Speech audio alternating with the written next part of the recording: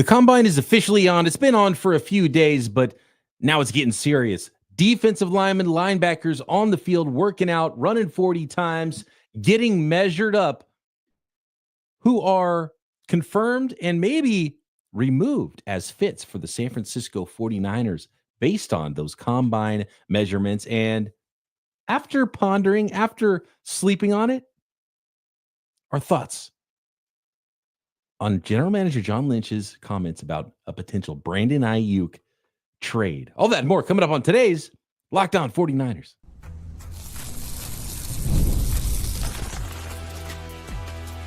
You are Locked On 49ers, your daily San Francisco 49ers podcast, part of the Locked On Podcast Network, your team every day.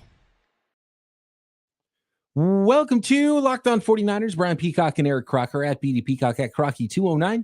Thanks, everybody, for making us your first listen on the Locked On Podcast Network. Your team every day. Love our everydayers. Appreciate you. Let us know that you stopped by hitting the thumbs up on YouTube if you're with us live on this off-season Q&A episode that we've been doing every Thursday evening to end the week. And if you are a audio listener, it's going to be in your feeds first thing Friday morning, and we appreciate you. We love you as well. And welcome to the new listeners. Make sure you subscribe on YouTube or anywhere you listen to this podcast.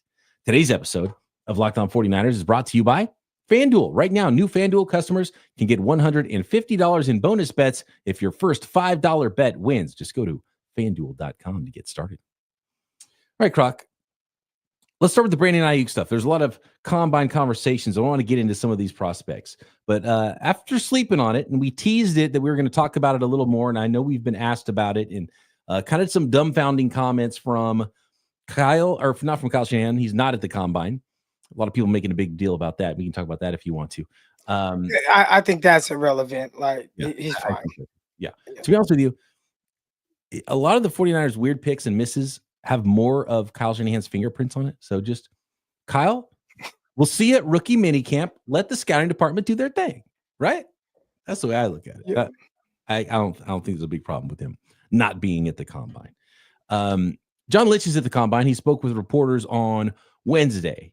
And for those of you who didn't see it, I'll pull it up on the screen right here really quick. And I'll give you a shorter version of John Lynch's comments specifically to one question, because I thought with the Brandon Aiyuk report that maybe teams were calling about Brandon Aiyuk, it's like, no, they just signed him. It's a $40 million dead money hit if you trade him. Doesn't make sense.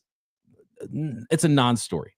And he was asked about it by a reporter at the combine and asked if there was teams calling about him and is there any interest? And he said, yeah, that typically happens with really good players. And then he started talking about, I remember 2 years ago having similar conversations. You get calls and you always listen to calls. I think, and then he starts going on this diatribe about something completely different than Brandon Aiyuk. And he says, but maybe it is related. I don't know. I think since Kyle and I have been here, we've been certainly a top 5, I believe, number 2 cash spending team in the 4 years, going on the 4th year. You can't just keep pressing the pedal. And I think there's some good that can come out. We need to get younger. I think we're the oldest team in football trying to make a run at the deal last year. And I think it's good to constantly get younger. Our draft class last year was a great move towards that. We'll have 4 picks in the top 100 if the comp picks happen, on and on and on and on, and wants to build on the great young core that they already have. That was the answer to the question if they're listening to offers about Brandon Aiyuk, Croc. And the more I read it, the less it makes sense. I do have one hypothesis, but what do you think now that you've slept on it and pondered that statement from John Lynch about Brandon Aiyuk? I think he's kind of the CTE might be kicking in just a little bit. John Lynch, people forget, man, that dude was a hard hitter. He was one of the most ferocious safeties of his time. So I don't know if he had a few too many hits to the head, but I don't understand how you get to that answer from a question asking just about Brandon Aiyuk. And unless you truly feel like there's some kind of way you can move off of him. And even then, if that's the case, right, if all it takes is your guy tearing his ACL a few weeks into the season for you to start to think about potentially moving off of him, then I think the 49ers have other issues as it pertains to kind of like who's running this roster. And that's not something that I ever even thought of, because I feel like, for the most part, like constructing the roster, they've done a terrific job. And obviously, me, a podcaster, sitting in this chair, you and other people, we're not going to agree with everything that they do, but they've done a terrific job of making this an extremely competitive team. So to say something like that after, forking out as much money as they did for Aiyuk and kind of lumping his situation into whatever that answer was, it was just kind of odd. Maybe he just didn't mean to do it and kind of misspoke a little bit. I don't know. That was weird. That was very weird. I have a theory on what John Lynch was trying to say, because the part that lost me is he started talking about needing to get younger. And if he would have, and they do, I mean, that's not weird that he said it. It was weird that he answered it to the Brandon Aiyuk question. But needing to get younger, they're the oldest team in football. I totally agree. They need to get younger. They need to draft well like they did last year. They need to build a young core. They need to get younger, healthier, and cheaper and faster as a football team. I totally agree with that. But Brandon Aiyuk's not one of their older players. Brandon Aiyuk is just hitting his prime years.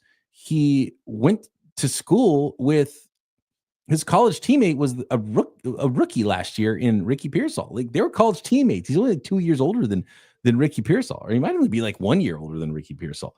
So age is not an issue at all with Brandon Aiyuk. And so that part of it doesn't make sense at all. So here's my hypothesis.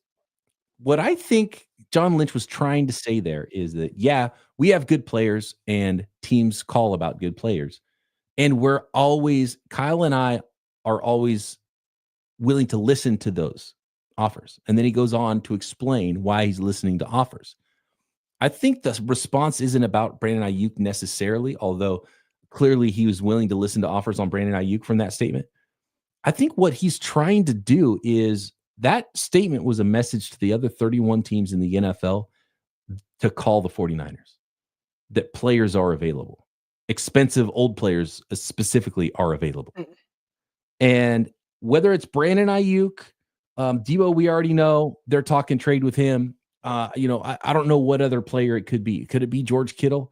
Could it be Christian McCaffrey or Trent Williams or any other player that's a little older that might be on the back nine of their career that is expensive, could potentially be available? And I think that might have been a message to the other teams in the NFL as much as it was a message to the media and the fans. It's like, hey, we're open for business. Call us if you're interested in a trade. That's my hypothesis. And it's really the only answer that makes sense to me, because the Aiyuk stuff makes no sense from a short, long term.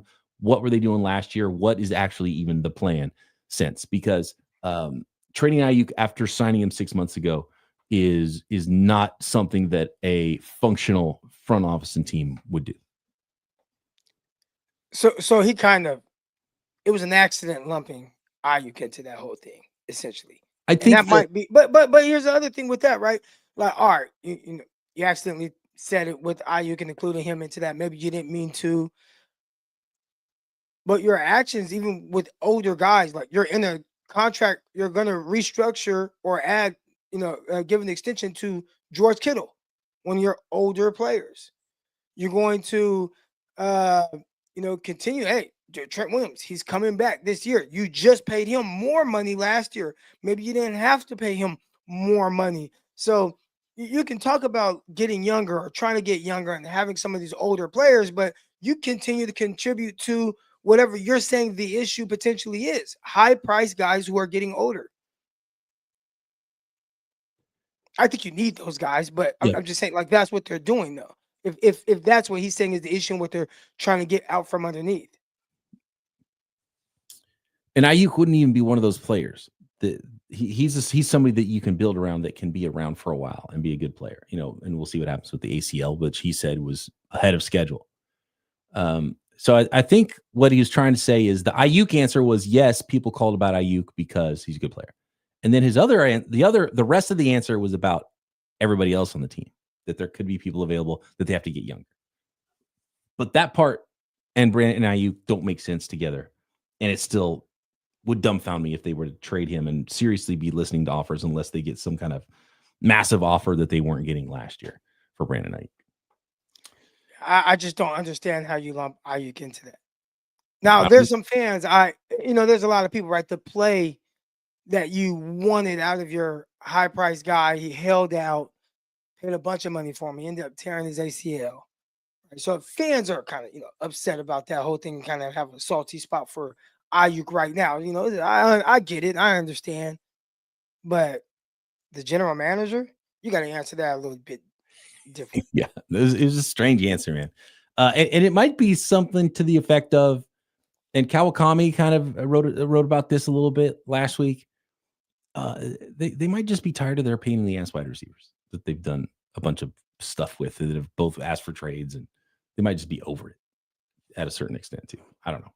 Let's talk combine. Let's talk defensive line prospects. They were out there. Some of them were running. Disappointing who was not running, but I think we learned a lot about some of the prospects, and we can kind of eliminate some and maybe get a little bit more interested in some prospects for the San Francisco 49ers in the 2025 NFL Draft. Next.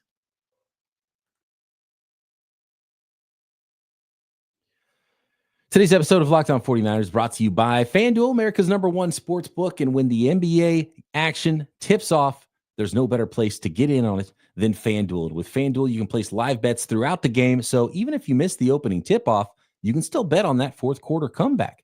And if you're looking for a bigger payout, you can even combine your live bets into a same-game parlay. And FanDuel's live betting feature makes it super fun to stay in the moment, makes every game exciting, whether you're backing your favorite team or just rooting for a late game rally or picking a player to hit a clutch three. You never feel like you miss your chance to be in the action.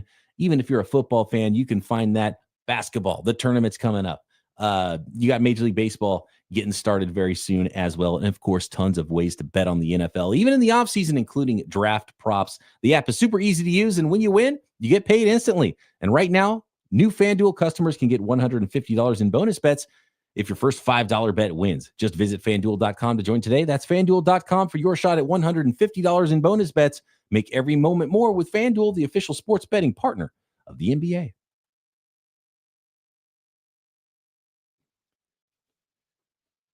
All right, Croc, I see a question in the chat about some speed rushers. This is from OKM30 in the chat. It says, Salah's defenses always have a speed rusher. Ford with us, McDonald and Huff in New York. Who fits that mold in this draft? And I've been kind of wondering if a speed rusher could be a top priority for the 49ers in this draft. And I've kind of gone back and forth on it. And I've kind of been the same thing with Will Johnson, right? The Michigan corner, Will Johnson. Yeah, Will Johnson. Will Johnson. Will Johnson. Did Robert Saleh draft that way in New York because those were the players he wanted? Or was his GM drafting the players that he thought were the best and said, here, Robert Saleh, use these players? So, Sauce Gardner being a high pick. Would Will Johnson, the Niners don't pick corners high. The highest DB they've ever drafted was the last pick in the second round last year in Renardo Green in this entire regime. Speed rushers, they've liked bigger, powerful rushers in the past, especially with the high draft picks. And so I wonder if that's what they're shopping for. They want a little bit more juice, a little bit more speed, but you're in luck because there's a lot of those in this draft, Croc. So let's go over some of those. We got to highlight two of them who are the stars of the first workout day of the combine. Two players that we have watched that we liked some of their game, didn't like other parts of their game. They're on our big board. And that is Shemar Stewart out of Texas A&M and James Pearce out of Tennessee. Probably the biggest star of the day, the biggest winner of the day of the workouts. And it shouldn't be a shock based on how he plays and just based on what we heard about how he's going to work out, is Shemar Stewart. And what's interesting to me, Croc, is Shemar Stewart got way down in weight because he wanted to run fast. And he did run fast. 6'5", he's still pretty big, but he was 281 pounds at the Senior Bowl. That was just a couple of weeks ago. That was, 3 weeks ago? Less than 3 weeks, right? And he was down to 267 pounds at the combine today. 6'5", 267, long arms, 34 and an 1/8 inch arms. So that's all prototype stuff. And then threw down a 4'5'9", 40-yard dash, which I believe is now official. 4'5'9", 40-yard dash, a 1.58 10-yard split, which is really fast. Anything under 1.6 is really fast for a big player like that and a defensive lineman. 40-inch vertical and a 10-11 broad jump. And Croc, can you guess what his 3-cone was? 6, 8, 7. That would be phenomenal. He didn't run his 3-cone because I don't think it would be that good. He didn't run a 3-cone. Everything is linear with him. He did all the explosive stuff. He didn't show any of the lateral stuff. And that's my big question with him. And everything is like is straight line with Shemar Stewart. And will he be the 49ers cup of tea? I don't know. Did he solidify himself a top 10 pick in the NFL draft? I don't know, because I kind of already knew that and I already saw that stuff on tape. You don't want to overrate it, but man, that is some prototype workout stuff, you know. And I've seen the Clowney comp for him, and that is kind of Clowney territory workout stuff. But here's the thing, Croc. And I was on live with Aponte a little bit earlier, and I asked him the same question. Okay, let's take Jadeveon Clowney, take away a little bit of the power and explosion, then what do you have? A backup. Because Clowney physically was just more dominating coming out, but he still had a lot of work to do, even though he was just a super, super freakish athlete. So if you take away, like, you're not as freakish as Clowney, and then now maybe you're not as strong, or you're not. Yeah, Clowney in the NFL, he was solid, and you know he continued to have opportunities. He got paid a lot of money, but he didn't quite live up to what you were expecting. He didn't quite develop that other aspect to his game. And I mean, he spent the early part of his years playing opposite J.J. Watt, and still I don't think capitalized on that the way that you ideally would have liked to, especially for someone who was the number 1 overall pick. So. Now, you don't have to take Shemar Stewart number 1 overall, but you might have to take him number 11 overall, Croc. Does this change your opinion on maybe taking a shot at a guy with this much athleticism, even though he's only got 4 sacks in his career? No, because I think the combine should be to just check off some of the things that you think you're seeing. So, I mean, if you see something there that you didn't know you would see, then all right. But all right, you ran, sub 4.6, good athlete. Like, does that give you any better pass rush moves? Like, those are the things that we want to see you improve on. Does that give you any better, just kind of speed to power? Or, I mean, maybe you say, we could take this athlete and develop him into something, but I don't know. I mean, shoot, that's what the 49ers drafted with the kid from Georgia the other year, right? I mean, that was a tall, long 4.4. Okay, develop him. A guy you drafted in the 5th round, not someone. And there's development at every position, but like at pick 11, you're expecting to see somebody that's going to come in, and you're hopeful that he's going to be a little bit more impactful day 1. I mean, how great of an athlete was? I don't know why I can't think of his name. Number 2, Solomon Thomas. He was a good athlete. Like, he was a really good. He had good size, good athlete, but he was kind of like this tweener. Like, what do you do with him? Because he's kind of like has the athleticism of an edge, but he is not an edge. But then he's a little bit. He's not really big to be a 3 tech, and you got to add weight to him. Like, and it's like, well, we could, and it just did not work out. So that's tough. I would like to, if I'm picking out 11, I would like to draft someone knowing what I am getting from him, in a positive way. Like, okay, he's this. Now, if there's various reasons as to why sometimes guys end up being bust or it doesn't work out, but let me just feel a little bit more comfortable as opposed to having a lot of questions about this guy when I draft him, knowing like, he's a great athlete though. Like,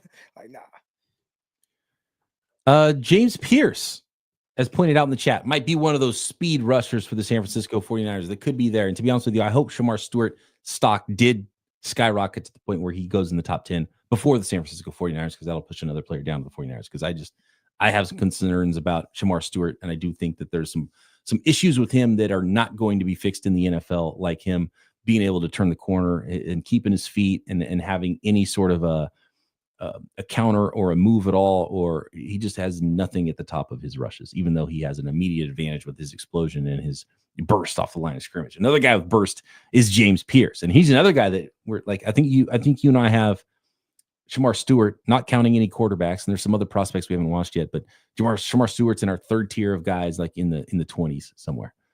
James Pearce we have a little higher in the 2nd tier, but those guys are neck and neck, and they're very tight. James Pearce showed up at 6'5" and a quarter, 245 pounds. So just as he was listed in college, and ran 4.47, which is blazing. And, but he was one of the lighter defensive linemen at the combine, but he was the fastest defensive lineman at the combine. He ran a 4.47 40-yard dash. He had a 1.56 10-yard split. His jumps, 10.3 broad jump, but he only had 31-inch vertical. Now, 31-inch vertical, if you're 6'5", you're doing windmill dunks. That's an athlete, right? But compared to a 40-inch vertical, you might even expect a little bit more explosion from a guy like that. And I think that I think with the vertical and the broad jump measure a little bit more is more how much power do you generate, right? And that's one of the questions we had when we're watching his film. So to be honest with you, I think his combine workout, and guess what? Didn't do the 3-cone. There's a guy that did the 3-cone I want to talk about next. But I think it basically kind of solidifies everything we saw in his tape, right? Just from the few things we saw in the workout. And we knew he was a great athlete. Like he was good in space, great athlete. Like I think he's more of a 3-4 outside linebacker. And by the way, he was looking good in the field drills too. The wave drill where they have him go sideline, this way, and then he makes him run. I mean, he's smooth. He's an athlete, but he's built like a huge wide receiver too. So that's, that helps. Does he have the size? Does he have the frame to get up over 250 pounds? You see a little bit of speed of power on his tape. Can he do some more of that more regularly? I don't know. Is he a fit for the 49ers? I would question it. I bet the 49ers like Shemar Stewart a little bit more because they do like the bigger, more powerful guys that have the get off. But both these guys do have that get off the line of scrimmage. So I could see the 49ers liking both of those guys. For me, 11, I think they're just behind 11 for me, Croc. And I think they're still there for you because the combine confirmed what we already saw on tape, right? Yeah, it doesn't move me at all. I think 2016 Eric Crocker, maybe it moves me like, wow, like, man, freak athlete, develop them. And like, I'm a little wiser now. You can't fool me. And that doesn't mean that you're not going to be a good football player, but it's just, I like to look at someone that I just feel like has a little bit more complete game. Like if you told me the 49ers drafted the Nolan kid, all right, like, because I feel like I just know what he is. Even if I don't even know what he tested like today, but I just feel more comfortable with that because I know what his game is. And what I would be trying to look to see is, does his athleticism meet the kind of like the athletic threshold that I would have for that position? And I would like to see that because I feel like, okay, well, I know this threshold kind of translates better to the NFL, but I know what his game is, and I'm just more confident with that, how it could fit in with the 49ers. One big-time prospect that has been mocked to the San Francisco 49ers 11 is now off my board for the Niners for consideration as an edge rusher. We'll talk about him and some more good and bad from the combine next.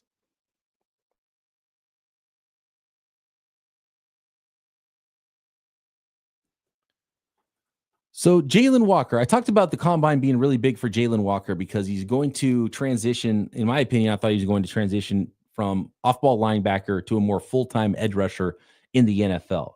Somewhat similar to Micah Parsons, maybe not that type of athlete, but I was hoping to see, 6'2.5", 6'3", 250 pounds, 34-inch arms. Well, he fell short of all of that, Croc. And it just definitely someone I can't consider at 11 because I don't consider him as a first-round off-ball linebacker. I think there might be a team first round that really likes his ability and has the type of scheme where they can utilize someone who could be an off-ball backer, can spy a quarterback, can rush from various positions and utilize him. But he showed up at 6'1", even 243 with 32-inch arms. So all three of those in big hands, and he didn't run, so I don't have a 40 time or anything like that on him, but he would have had to be such a freak anyway to even be in that conversation, like a Micah Parsons who went 12 overall. He's not there. And he's not going to be someone you draft that high to be a full-time edge. And even for those teams that run like a 3-4 defense, he might still be just a little bit lacking length for those teams. So unfortunately, he's maybe going to have to carve out a role where he's more of an off-ball backer still, just like he was in college in the NFL, and someone I wouldn't consider number 11 with those measurements. What do you think about Mason Graham coming in like 30 pounds under what his listed weight was? Yeah. I mean, did he look like he was 320? He looked small, but it was next to Kenneth Grant, who's 340. Grant came in 331. And I was wondering if, like, is that why he looks smaller? Because he looks a good 20 pounds lighter, at least, than Grant, but that would add up 340, 320. What I think about Mason Graham is that he's just trying to be as fast as possible in workouts and got down to as small as he can so he can prove that he's a good enough athlete. So he better run well at his pro day at that size. But that is a little concerning but again, this is kind of why he would get to the 49ers. And we talked about this in the past. Like he might not be the best workout warrior, but like if a team drafts Shemar Stewart ahead of Mason Graham, that's on them, like I'm drafting Mason Graham, you know what I mean? And so that's what I hope happens. And Mason Graham gets pushed back. He probably needs to gain a little bit of that weight back, even if he's trying to run fast, because you got to show up at 305 and you still got to work out pretty well if you want to be a top 10 pick. And I think he probably just is dropping weight to try to work out. I don't think he was ever 320, but was he 305, 310? And he's dropped some weight. I mean, we just saw Shemar Stewart lose 14 pounds in 3 weeks. So it can definitely be done. Are you looking for him to be again at that weight? And I don't know what was it Braden Fisk, the kid out of Florida State, went to the Rams? Very similar. I don't remember what his weight is, but is that like kind of like the comp? You want him to be the first round version of him? Like how much did he weigh? Like Braden Fisk, he was somewhat undersized. If he's a little bigger, Braden Fisk, that's a better run defender. That's awesome. That's exactly what you want him to be. Yeah. He's way better on tape against the run than Braden Fisk was. That was my big problem with Braden Fisk. And so, but Braden Fisk worked out really well. He ran fast. He ran like 4.8, I think, at the combine, something like 4.79 or something crazy. Like he worked out really well at maybe 290, I would guess. 6'4", 292. Yeah, he ran a 4.78. 4.78. Okay, yeah. So that was a really good workout for him. That's ridiculous. High motor guy. Yeah. You know who the Braden Fisk? You know who the Braden Fisk of this draft is, Croc? And actually, he showed up a lot heavier than people expected. Where's my guy? JT Sanders out of South Carolina.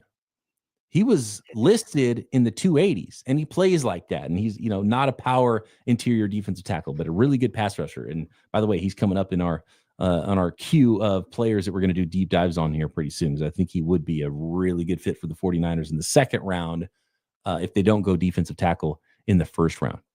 But TJ Sanders, South Carolina, he was 6'3" and 7/8, so just a hair under 6'4", and he showed up actually 1 pound heavier than Graham. They were 30 pounds apart in listed weight. It was like 280 something and 320. Yet Sanders showed up 297 at the combine. Mason Graham was 296. Sanders, big hands, good arm length, and he didn't run a 40 time, but he had a 31.5-inch vertical, so a half-inch higher than James Pearce. And he, actually he had a pretty bad, or at least not great agilities 3-cone. But anyway, TJ Sanders, interesting one that we're going to be watching very soon. I think he helped himself just by showing up at a weight that's closer to 300 pounds than like 288 or 285 or whatever it is he was listed at South Carolina. So I think that's just a win, showing up 297 for TJ Sanders. Yeah, I mean, he's one of those guys, if you felt like maybe he had second round film and, he's kind of passing the eye test and then his measurements are, in alignment with where you feel like you could draft. That's what makes this draft a deeper defensive tackle draft, where you're like, you know what, I can bypass maybe, taking someone in the first round at this position, even though it's a position we desperately want to address. But if we get a second round version, like you're expecting the second round guy to come in and be a starter. Most teams, especially if 49ers, they draft second round defensive tackle, they want this guy to come in and play right away. That's why it's huge for him to be 297 to prove he's an every down 3 tech and not like a situational pass rusher, which is what I think Omar Norman Lott is from Tennessee. He's 6'1" and 7'8", so a hair under 6'2", 291. Just doesn't have and he just doesn't have that big of a frame, and it might not seem that different than what TJ Sanders was. But to be honest with you, I think, and by the way, Omar Norman Lott, exactly the same vertical as TJ Sanders, 31.5. So if you're looking for more of a situational pass rusher that might not have the frame to be big enough to be an every down 3-tech, Omar Norman Lott, juiced up interior pass rusher out of Tennessee, might be your guy. LKV in the chat says, not a lot of difference between picks 10 and 40. And that's a good thing for the 49ers because more times than not, quarterbacks are going to kind of get pushed up the draft board. So you're going to get a top 10 talent. You're kind of right there on the cusp of it being at pick 11. And then for the next, 30 picks, to where it's like, hey, there's not a big difference between these guys. So yeah, I'm drafting the guy at 43 or whatnot, but I'm in striking range to get someone that's going to come in, and he could have been the 15th overall pick, or he could have been the 43rd pick in the draft. Two more really quick notes on a couple of guys that help themselves. Donovan Ezeraku. So if you're bummed out that Jalon Walker is not going to be a fit, go watch the Boston College tape of Donovan Ezeraku. He's on our list, and we're going to do him very soon. 6'2.5", 248 pounds, so just a hair under 250, and 34-inch arm length. And he also had a 35.5-inch vertical, and he had the best 3-cone of any of the defensive linemen and any of the linebackers. He had the best 3-cone of anybody on the day, 6.94. The only person sub 7 in the 3-cone, 4.19 in the shuttle, which is scorching fast as well. And he is a speed rusher, might be a designated pass rusher, especially early on in his career, but he's an interesting one that will stick as an edge rusher in the NFL. And I can't wait to go deeper into his tape. And one more edge guy in the same vein as maybe not the biggest, longest edge rusher, but a guy that there are reports that the 49ers love, Oluwafemi Oladejo out of UCLA. He was 6'3 and a quarter, 259 pounds, 33 3/8-inch arms. So solid length for a guy who's 6'3, 36.5-inch vertical, 10-foot broad jump. Those are the only testing numbers that he did. And gets high marks for character, was a late transition from linebacker to edge in his career at UCLA. And so another interesting player that the 49ers have met with and have some interest in. There's a question in the chat about Jabbar Muhammad, cornerback from Oregon. And if I'm not mistaken, that's the guy he transferred from University of Washington. I think prior to that. Is it Baylor? All right, so you got a guy kind of bounced around a little bit, as we're starting to see a lot more of. Definitely not foreign at this day and age with the college football landscape. Not the biggest of guys. I don't know what he's measured in that, but if I had to guess, 5'9", 5'10", 185. Like he's not the big guy. So is he someone that's going to translate more to being in the nickel? And as I saw LKV also say here, he says, Oregon fan here has to really show quickness, right? So now does he, on top of not being the biggest of guys, I think he was scrappy. I think he showed some good off coverage technique when he was over, when I watched him at Washington. I did not watch him at Oregon, but when I watched him at Washington, he's a scrappy guy, but can you play inside? Because that's probably where he's going to end up playing at the next level. He's undersized and he doesn't have quickness and agility. It's not a good combination for an NFL cornerback. Crop. That sounds like a late day 3 or priority free agent type of guy to me. So here's the idea. So you talked about the top 10 players. By the way, Azariah Thomas, have you watched him from Florida State? He's someone that's going to be on our list very soon here to be looking at. I've seen him all over the place, mostly day 2, kind of second round. Like I've seen him early second round all the way to like late third round. You watched him? I have not watched him yet. Not yet.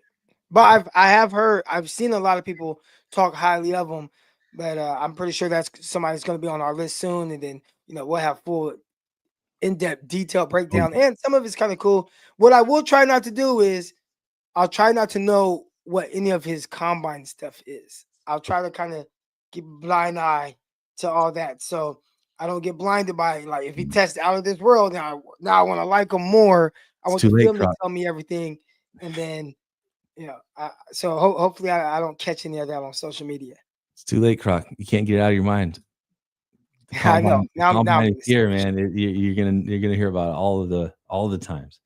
So you talked about the top 10 thing, and this is an interesting one. Weenson says Will Johnson at 11, DL in the second and third round. if Will Johnson's the best player available, and there's a tier break after him to the guys that are very similarly graded from, say 12 through 40 for you, it's kind of the way you got to go, right? You're going to either trade back, which maybe it might be a little bit more difficult to trade back because other teams may be viewing it kind of the same, or you say, you know what, yeah, just going to take the best player available, and to make the 49er fan base happy, let's go D-line heavy in the second and third rounds. And, they've done a decent job, especially with offensive line, getting Banks in the second round. He ended up being good. First year kind of redshirted. After that, he was good. Last year, Dominic Pooney, him coming in, playing guards, so you can get those type of guys. Can you get a tackle at that point? No, but what tackle is going to be there for you? At 11, offensive tackle. At 11 that you may like, Simmons, but his injury stuff, he's my draft crush, just film wise. Yeah, that injury stuff we've been seeing some doctors talking about on social media. It scares me away. Yeah, he's off the board, I think, man. If it's that bad with the patellar tendon tears that are out there.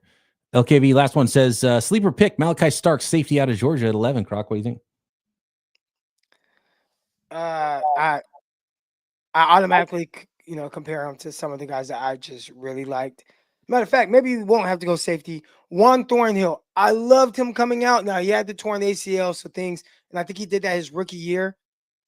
So it just didn't quite go the way he wanted. But if you told me, hey man, 49ers added Juan Thornhill to the mix, got some other young safeties, see what they do, heading into year 2, year 3, I think I could kind of live with that kind of back end with the safeties. Or draft the next Juan Thornhill. You got Xavier Watts. We haven't done the deep dive on him. There's Makuba out of Texas. I think is another interesting one as well. There's some safeties that might be good fits for the 49ers.